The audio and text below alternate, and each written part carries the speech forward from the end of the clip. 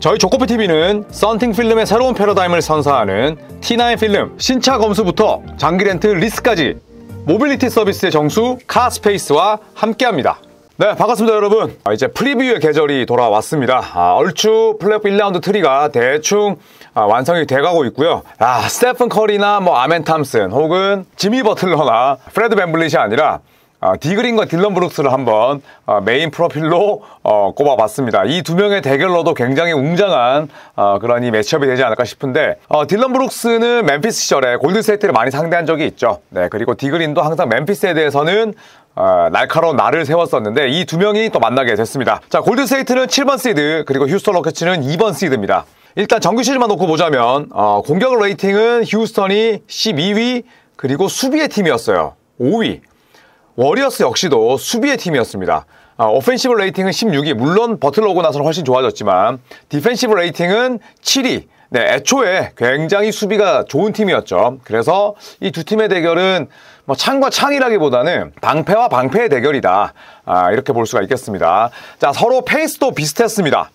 페이스는 휴스턴이 18위, 그리고 골든스테이트가 17위였어요. 그래서 정리를 하자면 득점과 실점, 공격 레이팅, 수비 레이팅은 휴스턴이 약 우세, 그리고 페이스는 워리어스의 약 우세, 그리고 별 차이가 없다. 그래서 정리를 하자면 2번 시드와 7번 시드지만 굉장히 전력 차이가 적다라고 볼 수가 있습니다. 보통 2번 시드와 7번 시드면 동부 컨퍼런스 같은 경우에는 몇 승이 차이 나냐? 20승이 차이 납니다. 보스턴 셀틱스와 올랜도 매직 20승 차이인데, 서부 컨퍼런스에서 2위 휴스턴과 7위 워리어스의 차이는 몇 승이게요? 바로 4승밖에 나질 않아요. 네, 그래서 이 시드의 차이는 5계단인데 승수는 정작 4경기밖에, 4승밖에 차이가 안 나는 그런 매치업이다 라고 보시면 될 것 같습니다. 자, 이번 휴스턴과 워리어스 1년에 총 5번 붙었습니다. 이런 경우가 거의 없지만 인시즌 토너먼트 때문에 5번을 맞붙었어요. 보통은 같은 디비전일 때 만 4번이고, 그 다음에 같은 컨퍼런스인데 다른 디비전일 때는 3번 혹은 4번이고, 다른 컨퍼런스면 무조건 2번인데, 자, 이 두 팀은 말씀드렸듯이 인시즌 토너먼트 때문에 5번을 만나서 워리어스가 3승 2패로 우위를 점했습니다. 휴스턴이 가장 최근 맞대결에서 106대 96으로 이겼고요. 이때 스테픈 커리 단 3득점, 그리고 91대 90 바로 저 경기가 인시즌 토너먼트였습니다. 나머지 경기에서는 워리어스가 승리를 따냈고요. 자, 82경기를 치르는 동안에 이 휴스턴 로켓츠 같은 경우에는 어퍼넌트 랭크에서 대부분 초록색입니다. 3위권을 유지하고 있다는 거죠. 그만큼 디펜스가 뛰어난 팀이고, 공격에서 놓고 보자면 휴스턴 로켓츠 일단 공격 리바운드 능력이 굉장히 좋아요. 공격 리바운드가 전체 14.6개 1위입니다. 그러다 보니까 야투 시도 개수가 1위예요. 93.4개를 던집니다. 상대, 특히 골든스테이트처럼 좀 노쇠한 팀들에게는 이렇게 야투를 많이 던지는, 포지션을 많이 만들어내는 것 자체가 아주 커다란 피로도를 높일 수 있는 그런 부분이고요. 그리고 실책도 젊은 팀이지만 적습니다. 14개를 채 범하질 않아요. 그런데 파울 개수가 좀 많습니다. 19개. 하지만 이건 골든스테이트도 많다는 거, 19.2개. 서로 제법 많은 반칙을 주고받지 않을까 생각을 하고요. 골든스테이트를 살펴보면 3점 시도 개수 2위, 성공 개수 4위, 그리고 어시스트 4위, 리바운드도 전체 7위인데, 일단 공격 리바운드도 5위입니다만 휴스턴 로켓츠에 비하면 물리적인 높이 자체나 운동 능력, 에너지 등등은 떨어지는 편입니다.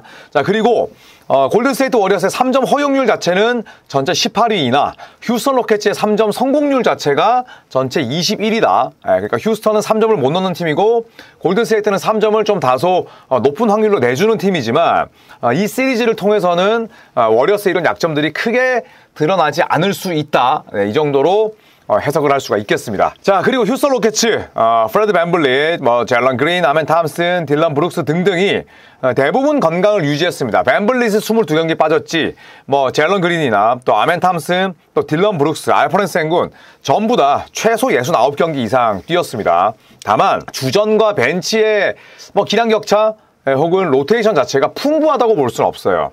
탈이 있으니 주전과 벤치를 오가면서 25분을 뛰었을 뿐이고, 나머지 선수들 보면 캠 위트모어, 이 선수 16.2분 뛰었지만 DNP가 후반기에 많았습니다. Did not play 뛰지 않은 경기가 많았어요. 오히려 스티븐 애덤스가 마지막에는 중용이 됐었고 에런 할러데이는 분명히 스테픈 커리를 괴롭히기 위해서 출전 시간을 얻겠지만 15분 이상 뛰진 않을 겁니다. 리드 셰퍼드는 아예 못 뛸 가능성이 높고 아래쪽에는 제프 그린, 조 글렌데일, 제이션 테이트 뛰더라도 짧은 시간일 거예요. 정리하자면 출전 시간 관리는 상당히 잘 된 것 같지만 휴스턴 로켓츠는 주전에 대한 의존도가 비교적 높은 팀입니다. 네, 그리고 제일런 그린 같은 경우에 이번 시즌 82경기를 다 뛰면서 평균 21득점, 야투는 42.3%로 좀 낮은 편이었지만 전체적으로 플레이메이킹이나 디시전 메이킹이 굉장히 좋아졌고 이번 시즌 팀 내에서 최다 득점, 그리고 알퍼렌 센군이 평균 19.1득점에 10.3 리바운드, 4.9 어시스트, 요키치 미님이 나온 활약을 펼쳤습니다. 그리고 어떤 선수가 와있던 간에 스티븐 애덤스를 제외하면 휴스턴은 전부 다 3점을 쏠 수 있는 그런 라인업으로 구성이 되어 있고요. 자, 워리어스 한번 살펴볼게요. 자, 지미 버틀러가 트레이드 되고 나서 30경기 17.9득점, 어시스트 5.9개, 그러니까 18득점에 어시스트 6개 정도 했다고 보시면 될 것 같고요. 필드골이 47.6%, 자유투 평균 7.7개씩 얻어냈습니다. 자, 스테픈 커리는 24.5득점으로 마무리했고요. 평균 3점 시도 개수, 성공 개수 1위, 자유투 성공률 1위였고, 드레먼드 그린은 디포이 후보로 꼽힐 만큼 나이가 들었지만 훌륭한 수비력을 선보였습니다. 자, 브랜든 포젬스키가 최근 들어서 활약이 좋았지만 지난 멤피스와의 플레인 토너먼트에서는 다소 부진했습니다. 하지만 지금 포젬스키가 없었더라면 아마 워리어스는 이 위치에 오지 못했을 거예요. 자, 그리고 조나단 쿠민가는 가장 뜨거운 화두죠. 일단 정규 시즌을 35경기나 날렸어요. 부상 때문에. 그리고 가장 중요했던 LA 클리퍼스와의 정규 시즌 마지막 게임 멤피스 그리즐리스와의 7번 시드 결정전 전부 다 출전 시간 빵이었습니다. 그렇다면 과연 시리즈에서 출전을 할 것이냐, 이 부분이 화두이자 관건이자 이슈라 볼 수가 있겠고, 올 시즌 워리어스에서 유일하게 전 경기를 뛰었던 버디 힐드의 역할도 중요할 수밖에 없겠죠. 자, 모제스 무디 이번 시즌에 기량이 일치월장했고 상당히 훌륭한 락다운 디펜더로도 뛰고 있습니다. 또 퀸튼 포스 역시도 케번 루니 그리고 GP2와 함께 워리어스의 벤치를 구성할 것으로 보입니다. 자, 그래서 일단 제가 한번 예상을 해보도록 하겠습니다. 5가지 너무 많아서 3가지로 하겠고요. 일단 첫 번째, 저는 딜런 브룩스와 디그린 최소 이번 시리즈에서 복수의 테크니컬 파울을 부과받을 것이다 라고 생각을 합니다. 복수, 그러니까 멀티 2개 이상의 테크니컬 파울을 서로가 직접 으르렁대던 아니면 심판한테 삿대질하던 쌍욕을 박던 뭘 하던 딜런 브룩스와 드레이먼드 그린의 테크니컬 파울이 난무하는 시리즈가 될 것이다 생각을 합니다. 딜런 브룩스는 본인이 이 팀에서 프레드 밴블릿도 있고 제프 그린도 있지만 굉장히 경험이 풍부하고 워리어스를 많이 상대해본 그 자부심을 가지고 있는 선수입니다. 평소에 비해서 액션도 클 것이고 상대와의 신경전도 아주 적극적으로 달려들지 않을까 생각을 하고요. 그냥 디그린은 디그린 할 거라고 봅니다. 네, 그래서 최소 이 두 선수 사이에 4개의 테크니컬 파울은 나오지 않을까 생각을 하고요. 두 번째, 저는 스테픈 커리의 시리즈 야투가 40% 이하일 거라고 봅니다. 스테픈 커리가 위대한 점 가운데 하나는 터프샷, 그 다음에 오프더볼 움직임에 이은 무빙샷, 어마어마하게 난도가 높은 샷을 쏘지만 야투 효율이 좋다는 건데, 지금 현재 나머지 29개 팀 가운데 커리를 가장 다양한 방법으로 괴롭힐 수 있는 팀이 저는 휴스턴이라고 생각을 해요. 일단 딜런 브룩스도 물론 있고, 그 다음에 프레드 밴블릿, 그리고 벤치에는 에런 할러데이, 스피드 빠른 선수고, 그 다음에 타리 이슨, 여기에다가 아멘 탐슨이 있죠. 지난 맞대결에서 커리가 3득점에 그쳤는데 저는 이번 시리즈에서도 고전할 거라고 예상을 합니다. 자, 그래서 예상을 해보자면 스테픈 커리의 시리즈 야투가 40% 이하일 것이고 당연히 볼륨도 떨어질 것이다. 평균 20점 이상 넣기 쉽지 않을 것이다. 이렇게 예상을 합니다. 자, 그리고 세 번째, 저는 이 시리즈에서 유의미한 차이를 만들어낼 선수로 알퍼렌 센군을 예상을 합니다. 이 알퍼렌 센군 시리즈 평균 20득점, 10개 리바운드, 5개 이상의 어시스트를 기록할 것이라고 내다보는데 이게 정규 시즌보다는 미세하게나마 높은 기록들이긴 해요.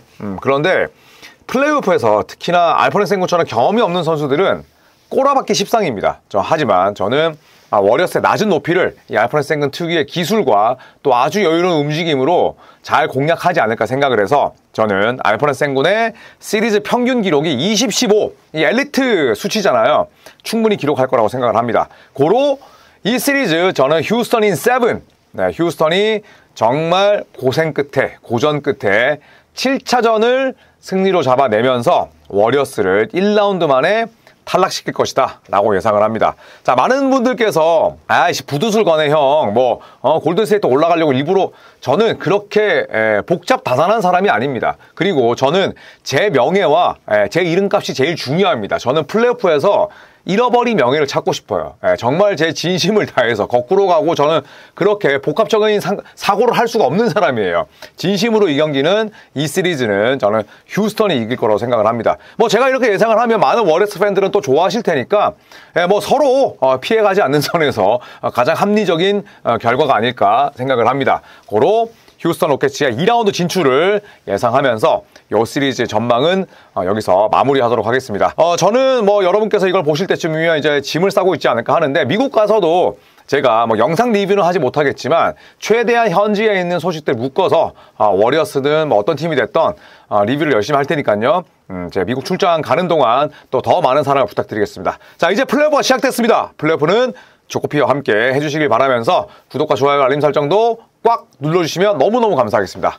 고맙습니다.